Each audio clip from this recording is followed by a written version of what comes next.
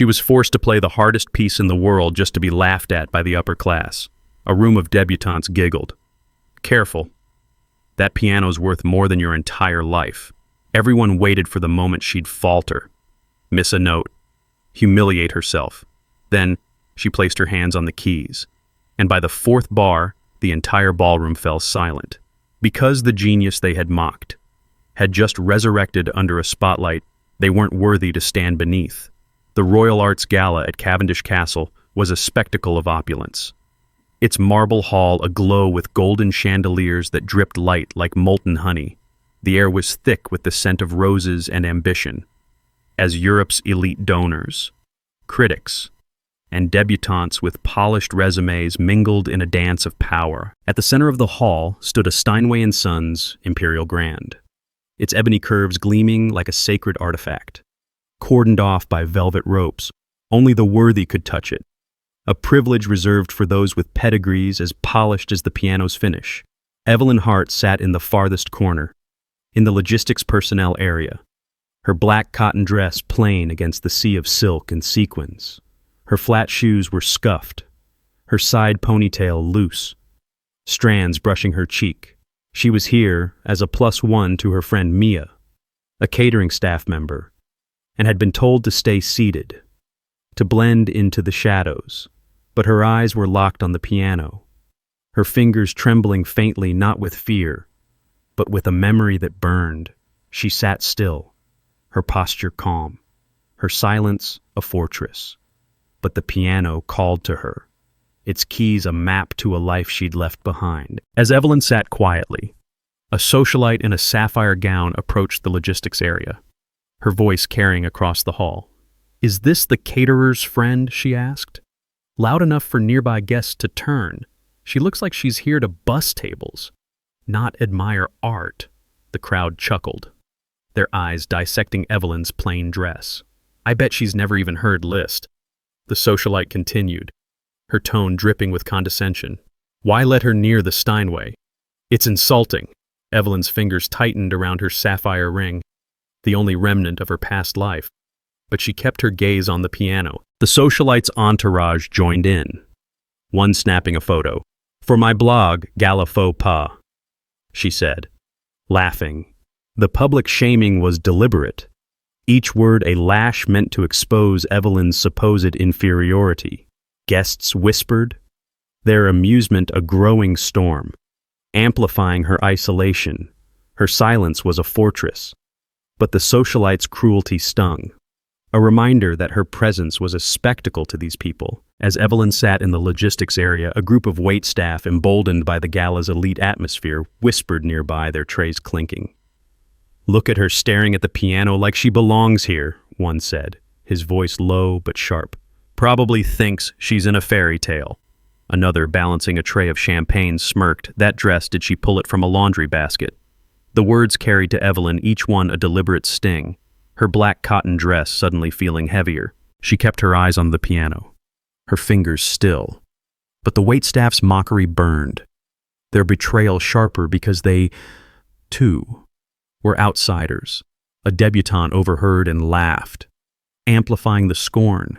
"Even the help knows she's out of place," she said, loud enough for others to turn. Evelyn's sapphire ring glinted, a quiet anchor, but the humiliation was relentless.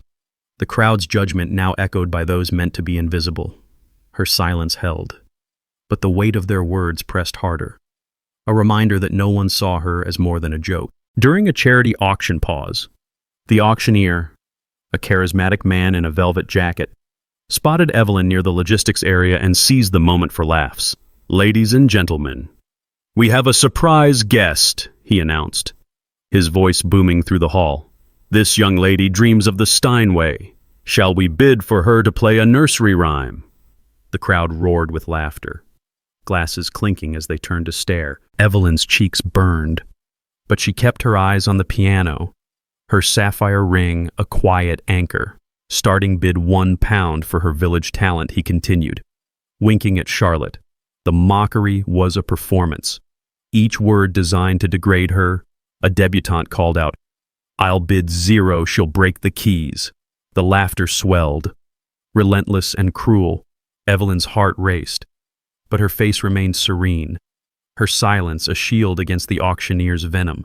The public humiliation was a new low, turning her presence into a joke for the elite to bid on. The gala buzzed with laughter and clinking glasses, the elite parading their wealth like plumage. Evelyn's gaze never wavered, her hands folded in her lap. But the room noticed her, Charlotte Whitford, a Vienna-trained pianist with a diamond choker and a reputation for ruthlessness, spotted Evelyn's stare and sauntered over, her entourage trailing like vultures. "Oh, you like the piano?" Charlotte's voice was syrupy, her smile ablade. "Sorry. Dear, this isn't a vintage wedding shoot backdrop." The debutantes around her giggled, their designer gowns rustling, a drunken trust fund air. Oliver leaned in, his breath sour with champagne. "I bet she thinks this is a karaoke bar back in her village." He sneered, his voice loud enough to draw eyes. Another girl, her lips painted crimson, smirked. Maybe she wants to play Twinkle Twinkle, a tribute to her childhood. The laughter swelled, sharp and deliberate, cutting through the hall. Evelyn's fingers twitched, but she didn't look up, her eyes still on the piano, her silence a shield. Charlotte leaned closer, her perfume suffocating. "Come on then, darling, play something. If I'm entertained, I might even let you pose with it." The crowd around them tittered, sensing a spectacle, their eyes hungry for humiliation. The gala's printed program, embossed with gold, listed the evening's performers, Charlotte Whitford among them, but Evelyn's name was nowhere to be found. Despite her presence, a group of critics near Evelyn's seat flipped through the pages, their voices loud. "Who's this? Nobody in the cheap dress?" one asked, glancing at her. "Not even worth a mention." Another replied, tossing the program aside, probably snuck in with the caterers.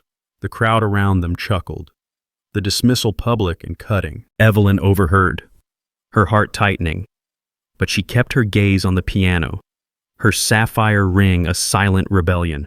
She'd never asked to be recognized, but the erasure stung, her existence reduced to a footnote. A debutante picked up the discarded program, smirking. "Maybe she's here to clean the keys after Charlotte plays," she said, her voice carrying. The laughter grew, each word a reminder that Evelyn was invisible to this world. Her silence was her strength. But the crowd's cruelty made it a heavy burden. Before Evelyn was dragged to the stage, another pianist, a rival of Charlotte's named Elise, addressed the crowd from the stage.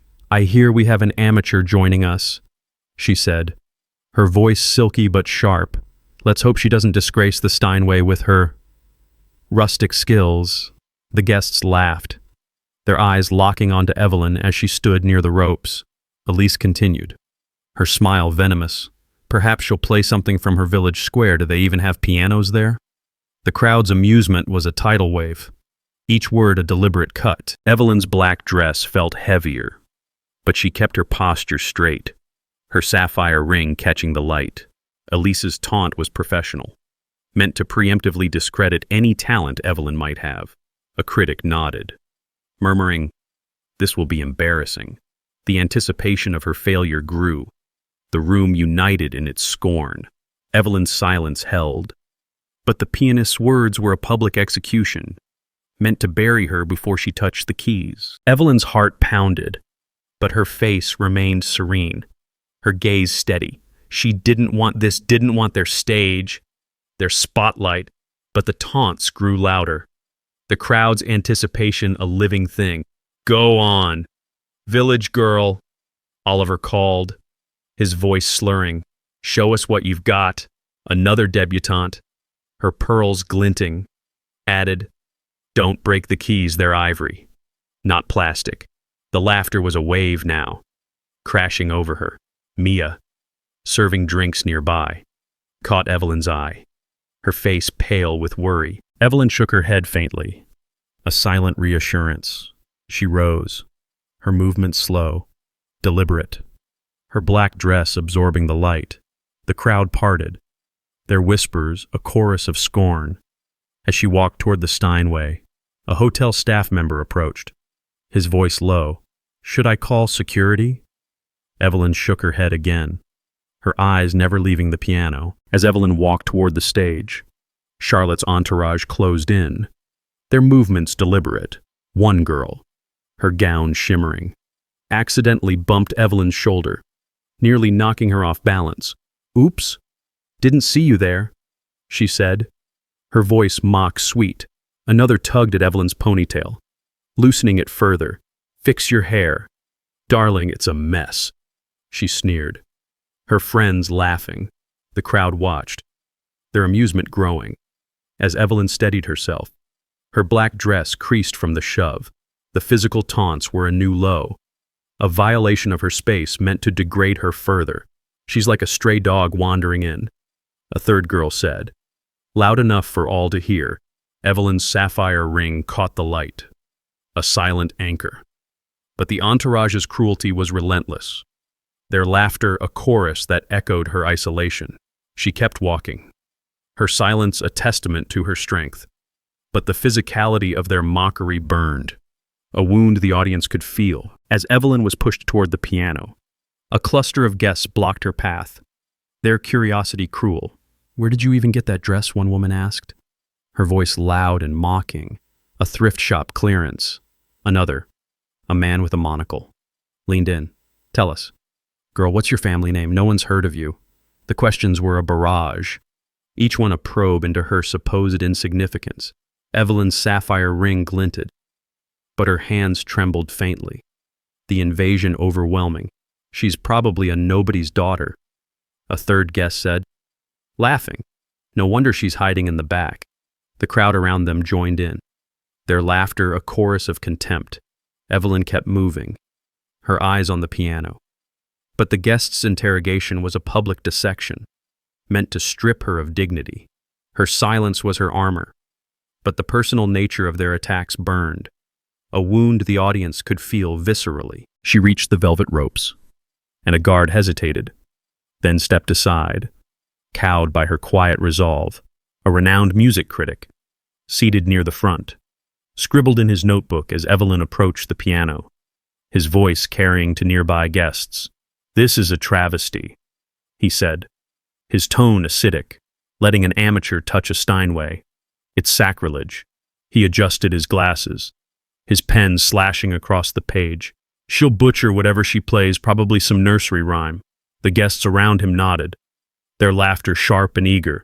Evelyn overheard, her heart racing, but she kept her eyes on the keys, her fingers hovering.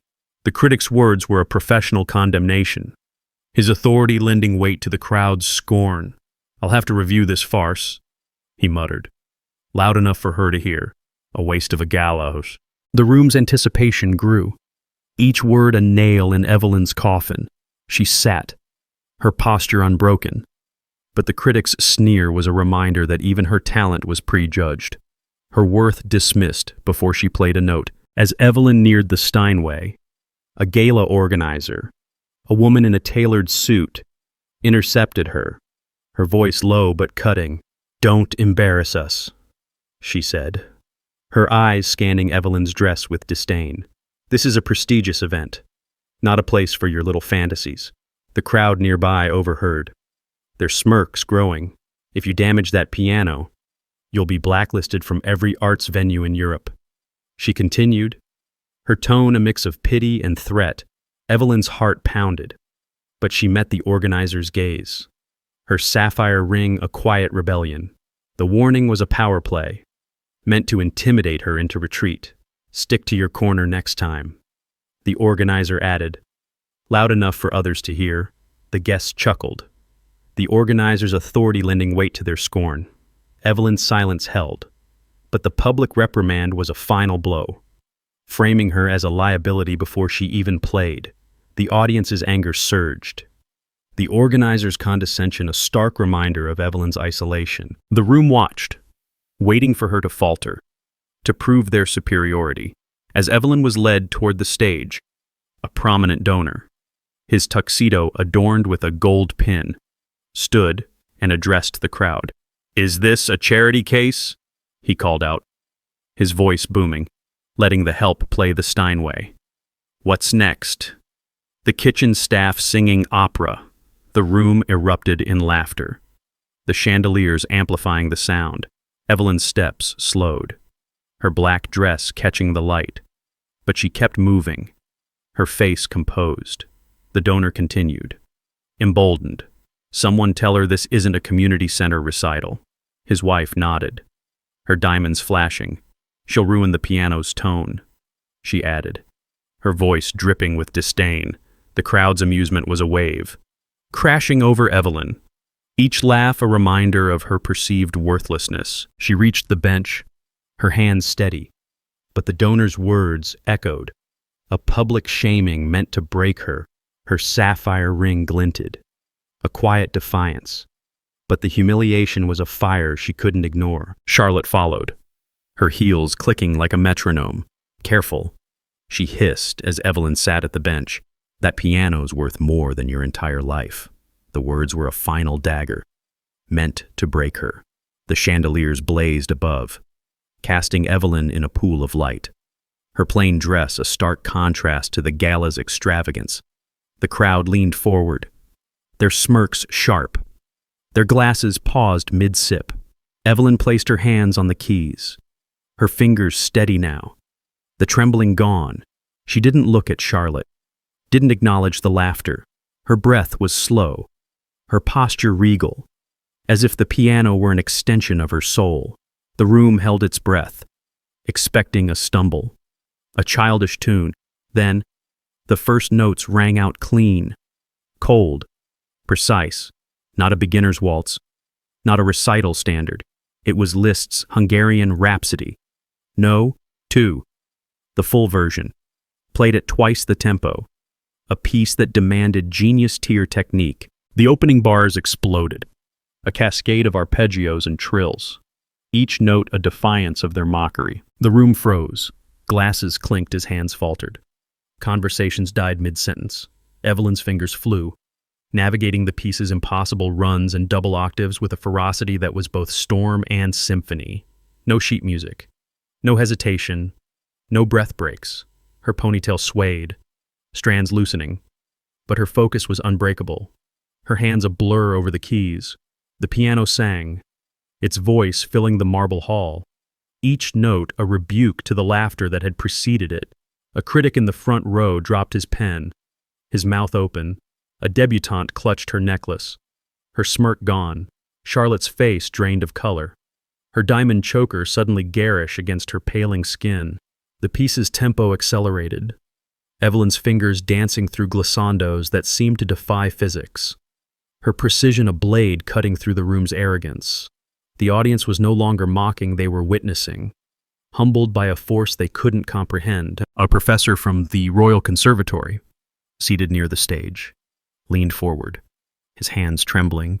"She's Evelyn Hart," he murmured, his voice barely audible but piercing. "The one who turned down Juilliard, who was invited to perform with Lisitsa at 17, then vanished after her mother committed suicide on stage when it was revealed she bribed Evelyn's scholarship." The word spread like wildfire, whispers rippling through the crowd. Evelyn Hart, the prodigy who'd stunned the world, then disappeared, her name a ghost in music circles. Her mother's scandal had shattered her. The headlines brutal, a stage suicide, a tainted legacy. Evelyn had walked away, choosing silence, anonymity, a life of humility. But the piano remembered her. And now, so did the room. Her fingers pounded the keys, the Rhapsody's climax building, each chord a reclamation of her truth. The crowd was silent, not out of disdain, but awe, their earlier cruelty exposed as ignorance. Evelyn's past flickered in her mind, unbidden but vivid. Her mother, a pianist herself, had pushed her relentlessly, her love tangled with ambition, the scholarship, the bribe, the public disgrace. It had broken them both. Evelyn had been 16, standing in the wings as her mother collapsed. The stage lights unforgiving, she'd fled the music world, burying her talent in a small town, teaching children to play simple scales, but the piano had always called. Its voice a whisper she couldn't ignore. Tonight, under the chandeliers, that whisper became a roar. Her fingers struck the final chords. The rhapsody's cadence, a thunderclap that echoed off the marble. The piece ended, abrupt and perfect, leaving a silence so profound it was almost sacred. No one clapped, not because they didn't want to, because they didn't dare. The room was a cathedral, and Evelyn was its deity. Her black dress a mantle of power, as Evelyn's final notes echoed. The hall's double doors swung open, a gust of cool air sweeping through. Julian Voss, Evelyn's husband, stepped inside, his tailored black suit immaculate, his presence a storm of authority. The crowd turned, whispers rippling Julian Voss, the reclusive billionaire who funded half the gala's endowments. Unseen in public for years, his gray eyes locked on Evelyn, then scanned the room, pinning Charlotte and her entourage. "You dared mock my wife," he said, his voice low but resonant, each word a verdict. The room froze, the chandeliers dimming under his gaze. Evelyn Hart, the greatest pianist of her generation, reduced to your entertainment. The professor nodded, his earlier revelation now amplified. Julian's arrival, prompted by Mia's call, was a reckoning, his power a shield for Evelyn's triumph. The audience felt a surge of satisfaction, his entrance a thunderclap that shifted the room's power, humbling the elite who'd scorned her. The music critics, once scornful, stood, their notebooks forgotten. The lead critic, who'd called her performance a travesty, tore his earlier notes, his hands shaking. "She's redefined Liszt," he said, his voice loud enough for the room to hear. "This is a masterclass." His colleagues nodded, their pens now scribbling praise, their earlier disdain replaced by reverence. The crowd murmured, the shift palpable. As the critics' authority validated Evelyn's genius, Charlotte's face crumpled, her Vienna training now trivial in comparison. The donor who'd mocked her sat down, his gold pin dull against his shame. Evelyn's sapphire ring gleamed, a symbol of her triumph. As the critics' reversal turned the room's narrative on its head, the audience felt a surge of satisfaction. Knowing the gatekeepers of music had bowed to the woman they'd dismissed, Julian stepped forward, his voice cutting through the silence. "This gala thrives on my investments," he said, his eyes on the donors and organizers. "But no more. I'm redirecting my funds to a foundation in Evelyn's name, for true artists, not pretenders." The donor with the gold pin paled, his earlier mockery now a liability. "Your clinics, your estates, they rely on my network." Julian continued, turning to Oliver's family. "Expect those ties severed by dawn." The room gasped. The financial blow, a public dismantling of the elite's power. Charlotte's entourage shrank back, their wealth irrelevant. Evelyn stood by the piano, her sapphire ring gleaming, her silence now a crown beside Julian's might. The audience reveled in the justice, Julian's wealth turning the mocker's privilege into dust, a perfect counterpoint to Evelyn's musical triumph. Charlotte stood frozen, her entourage silent, their earlier giggles now a memory of shame. "It's you," Charlotte whispered, her voice cracking. "You're that prodigy." Evelyn rose from the bench, her movements slow, deliberate. She didn't respond at first, her eyes tracing the piano's curves, its keys still warm from her touch. Then, she looked at Charlotte, her gaze steady, unyielding. "Yes," she said softly, "and thank you, Mum, for reminding me I'm not dead yet." The words were quiet, but they landed like a slap, stripping Charlotte of her arrogance. Charlotte tried to regain her composure, stepping toward the piano as Evelyn rose. But the crowd's attention remained on Evelyn. "She's remarkable," a donor whispered, ignoring Charlotte's attempt to speak. The professor from the Royal Conservatory approached, bypassing Charlotte entirely. "Miss Hart, your technique is unparalleled," he said, his voice carrying.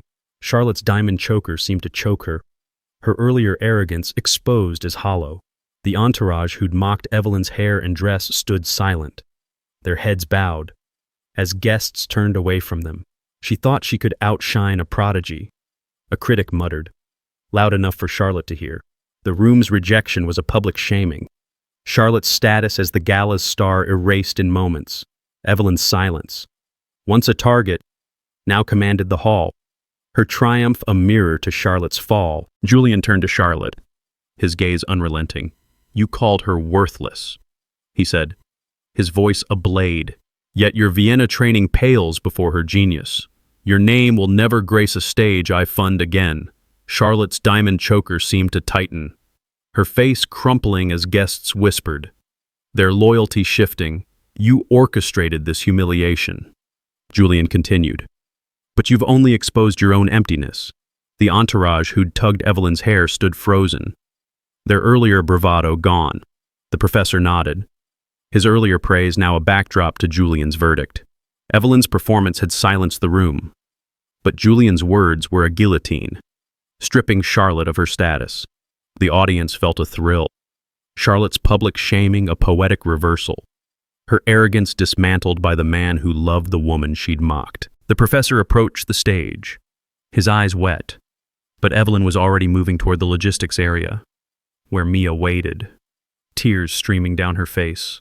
"You didn't tell me," Mia whispered, her voice thick.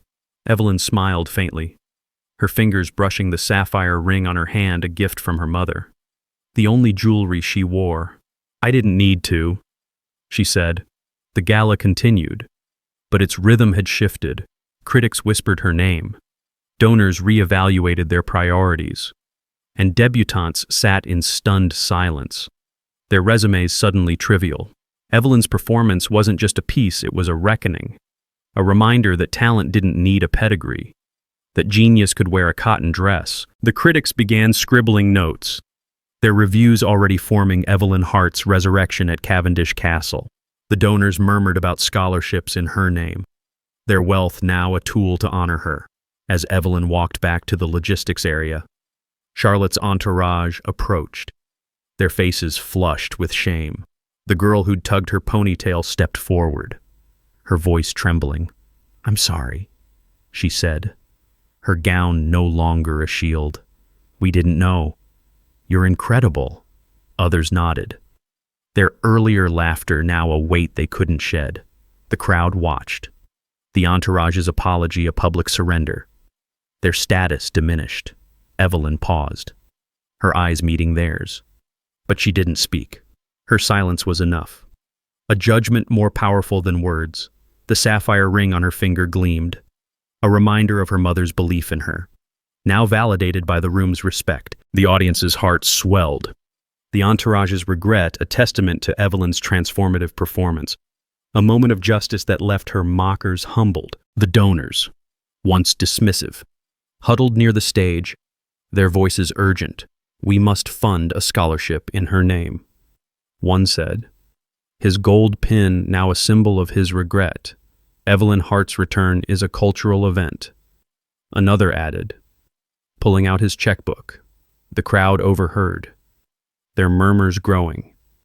As the donor's wealth became a tool to honor Evelyn, Oliver, the trust fund heir, stood frozen, his earlier sneers now a liability. As his family's foundation scrambled to align with Evelyn's legacy, the girl with the crimson lips clutched her purse, her pearls irrelevant. As the donors ignored her family's influence, Evelyn's performance had shifted their priorities. Her talent a currency they couldn't ignore, her sapphire ring caught the light, a beacon of her reclaimed power. As the donors' pledge cemented her triumph, the audience felt a thrill, knowing Evelyn's genius had redirected the gala's wealth and influence. A lasting victory over her mockers, the gala organizer who'd warned Evelyn approached, her tailored suit now a symbol of her regret. "Mrs. Voss. Mr. Voss," she said, her voice trembling. "We were wrong. Please, accept our deepest apologies." The crowd watched. The organizer's public mea culpa, a surrender of her authority. Julian's gaze was cold, but Evelyn touched his arm, her silence softening the moment. "Let them learn," she said softly, her sapphire ring catching the light. The organizer bowed her head, her earlier threat now a stain. Other staff followed, their apologies a wave of contrition. As the room's hierarchy shifted, the audience's heart swelled. The organizer's regret a testament to Evelyn's triumph and Julian's power. A moment of justice that left the mockers humbled. Julian's presence had turned the gala's gatekeepers into supplicants. Their scorn erased by Evelyn's genius and his resolve. The Steinway, once a symbol of exclusivity, now bore Evelyn's mark. The gala's organizers announced that no one else would play it that night. A decision met with nods of approval. "It's hers," a critic whispered, his voice reverent. The velvet ropes were tightened, the piano elevated to a shrine, its keys sacred after Evelyn's touch. Charlotte's planned performance was quietly canceled. Her name struck from the program. Her Vienna training irrelevant. Oliver and the crimson-lipped girl stood on the sidelines, their earlier mockery now a stain they couldn't erase. The crowd's respect for the piano was a respect for Evelyn, her genius rewriting its legacy. Her black dress, once mocked, was now iconic. Her talent a force that had sanctified the instrument. The audience felt a final surge of triumph, knowing the piano's exclusivity now served Evelyn's legend. A permanent rebuke to her detractors, Julian addressed the crowd, his voice steady but fierce. "Evelyn's talent will not be silenced again," he said, his hand brushing hers. "I'm building a conservatory in her name, where artists like her can thrive, free from your prejudice." The donors nodded, their earlier dismissal now a liability. As Julian's wealth promised a legacy beyond the gala, Oliver and the crimson-lipped girl stood on the sidelines, their family's influence dwarfed by Julian's vision. The professor murmured, "A new era for music," his words a seal on Evelyn's triumph.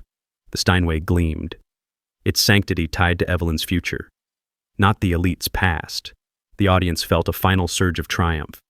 Julian's pledge ensuring Evelyn's genius would outlast her mockers, a permanent rebuke to their cruelty. His love and power had elevated her victory, making the gala a footnote in her reborn legacy. Evelyn sat back in her chair, her eyes on the floor, but her heart was steady. Her silence no longer a shield but a crown. Oliver, the trust fund heir, stood near the bar, his glass untouched, his earlier bravado gone. He avoided Evelyn's corner, his face flushed with shame. The girl with the crimson lips, who'd mocked her childhood, clutched her purse, her pearls dull against her regret. Charlotte remained by the stage, her diamond choker a weight she couldn't shed. She tried to speak, to salvage her dignity, but no one listened. The room had moved on, its focus on Evelyn, the prodigy who'd returned. The gala's music resumed, a string quartet filling the air, but it felt hollow after Evelyn's performance. Guests glanced her way, their eyes a mix of awe and guilt. She sat quietly, her hands folded, the sapphire ring catching the light. Her mother's face flashed in her mind, not the broken woman on the stage, but the one who'd taught her to play, her hands guiding Evelyn's over the keys. That woman had believed in her. Even if her methods were flawed, Evelyn had carried that belief through years of anonymity, through nights of doubt. Tonight, she'd honored it, not for the crowd, but for herself. The chandeliers dimmed slightly, the gala winding down, but Evelyn's presence lingered, a force that had rewritten the room's hierarchy. She was no longer the plus one, the village girl, the joke. She was Evelyn Hart, and the piano had proclaimed it. The hall began to empty, guests filing out, their whispers a hum of reverence. Evelyn stood, smoothing her dress, and walked toward the exit with Mia. The professor caught her arm. his voice urgent. "You must return to the stage," he said. "The world needs you." Evelyn smiled, but shook her head. "The world can wait," she said. "I played for me." She stepped into the cool night, the castle's lights fading behind her. The piano's echo followed, a reminder of her power, her resilience. Charlotte and her entourage were left behind, their names irrelevant, their cruelty a footnote. The gala would be remembered not for its opulence, but for the woman who'd turned mockery into music, silence into triumph. Evelyn's steps were light, her heart unburdened, her talent no longer a secret but a flame that burned bright. Like what you saw then, share, comment below what you felt. And don't forget to subscribe for more stories where karma plays piano.